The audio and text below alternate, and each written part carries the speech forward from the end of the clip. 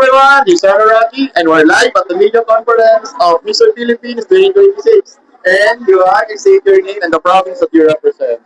Hello everyone, I'm Ethan Calix and I'm representing the business capital of the Philippines, Makati City. Wow. And how old are you, Calix? Actually 21. 21 years old. Yeah.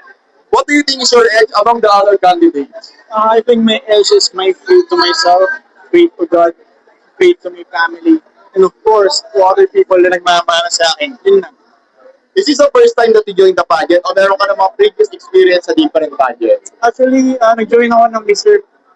of Pilipinas, pero hindi ako na tuloy mag-enter ng Mr. of Pilipinas. And ngayon, nasa Mr. Philippines tayo, and mas gagalingan pa natin, mas bibigyan natin yung best para sa mga tao. Talking about this pageant, ano yung mga preparations mo in this competition? Simple lang, simple lang. Gym, Jim? practice, magsalita, yun lang. And syempre, yung pagiging socialized. And mas malapit sa ibang tao. Yun lang. Parang tayo ng content.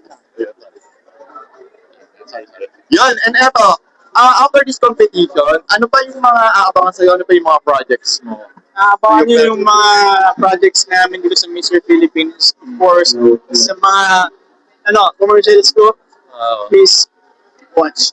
Also, do you also plan to do you also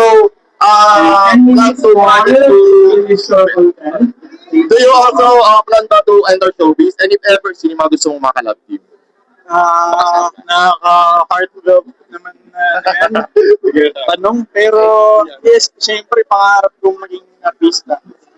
At gusto kong makatambal siguro sino ba?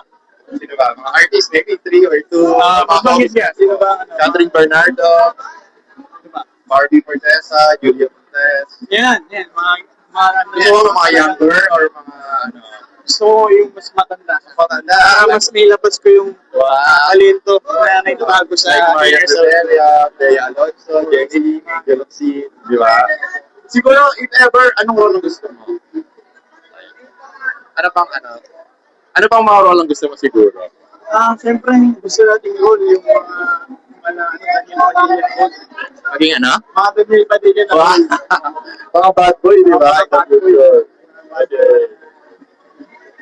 And since young ka pa naman, di ba, almost grade mo sila. And siguro last na lang, they also nag-offer din ba sa'yo like to do mga sexy roles sa mga BMX, di ba? Actually, Biro Max, nag-offer sa akin.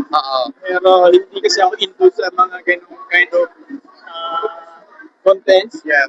mga ganung klaseng trabaho. But pinopokus natin ngayon is yung mga decenteng trabaho. At kahit ano man yan, sa parangal, siyempre, mabuti para sa kabuti nila. So, thank you, Calix, and see you on the final. Good luck sa competition. So guys, punta kayo sa final sa And congratulations for being one of the video favorites. Thank you so much. Thank you. oh, oh.